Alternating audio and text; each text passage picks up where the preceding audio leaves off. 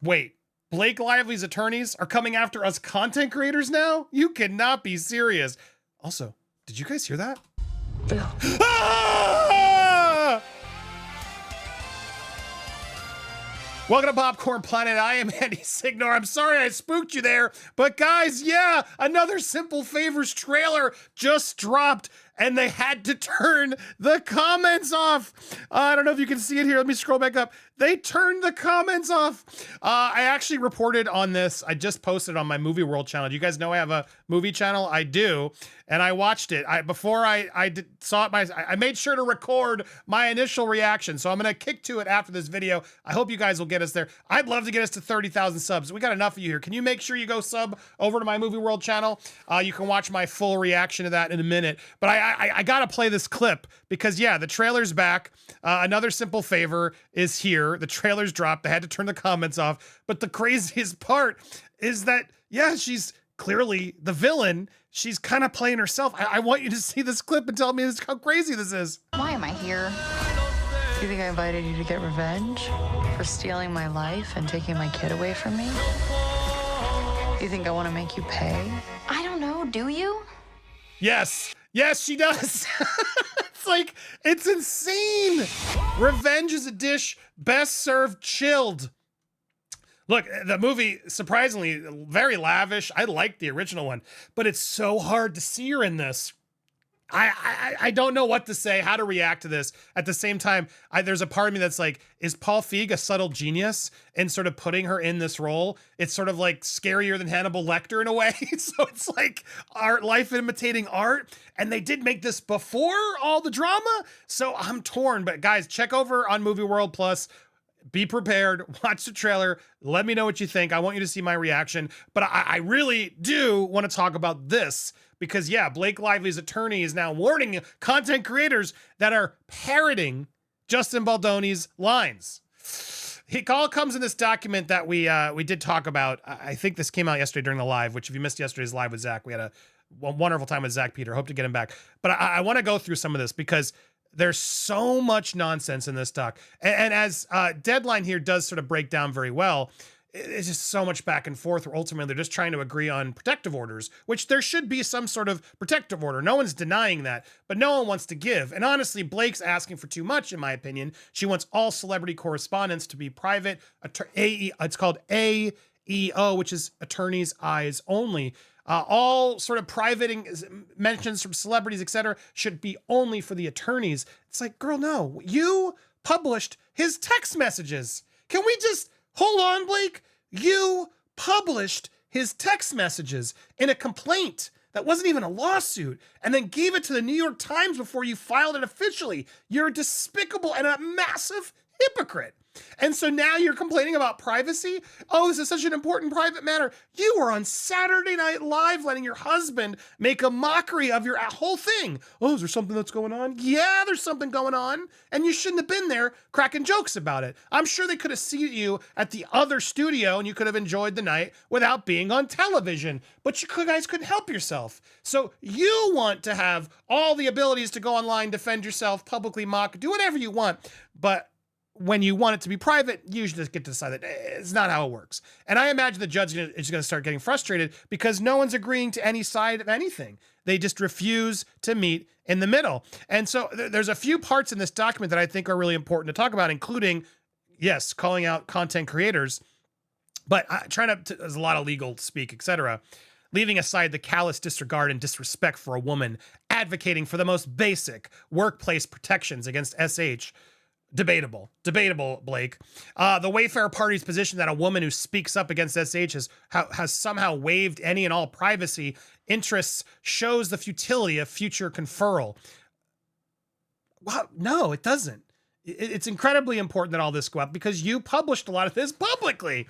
This is beyond just the complaint. You published it to the New York Times and you defamed him and disparaged him, and he disagrees with you. I don't agree that all SH claims moving forward should be put in a silent, quiet chamber where we must believe the woman.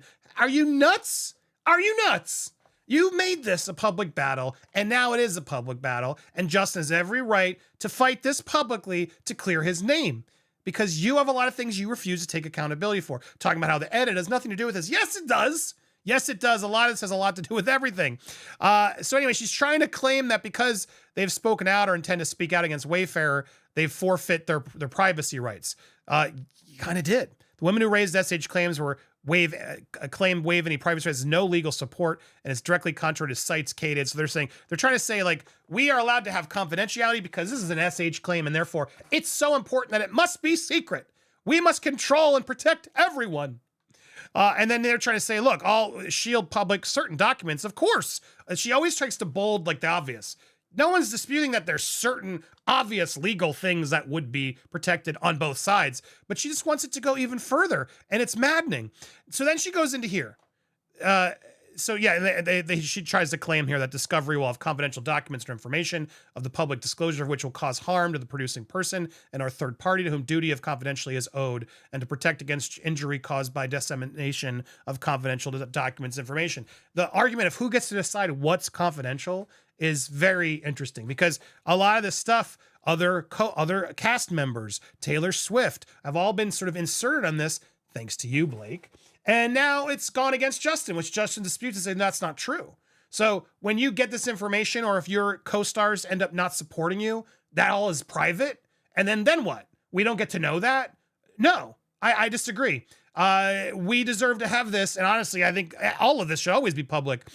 Certain online content creators, here we go, who frequently parrot the Wayfarer party's line, at least one of whom just happens to be a client of Wayfarer's counsel, Brian Friedman, have asked similar misleading accusations. Compare Opposition 1 with Perez Hilton. Blake Lively asked judge for stronger protective order to keep Justin Baldoni suit details private after receiving violent messages. They go to there. They are really trying to keep the evidence out of the public eye, it would seem. Yeah, he's right. I don't like Perez Hilton. I'll never like Perez Hilton based on what he did to Britney and so many others. I don't trust him. Never been a fan. But that's besides the point. He's right there. He's absolutely right there. They are trying to keep some evidence out of the public eye. Candace Owens also gets in there. Last night we all slept, blah, blah, blah, protective order. The guilty as sin couple is asking a judge to protect from the public some confidential documents and names gathered in the discovery process. Predictably, media outlets then picked up the same narrative. Blah, blah, blah, see more. I don't know, the Mirror.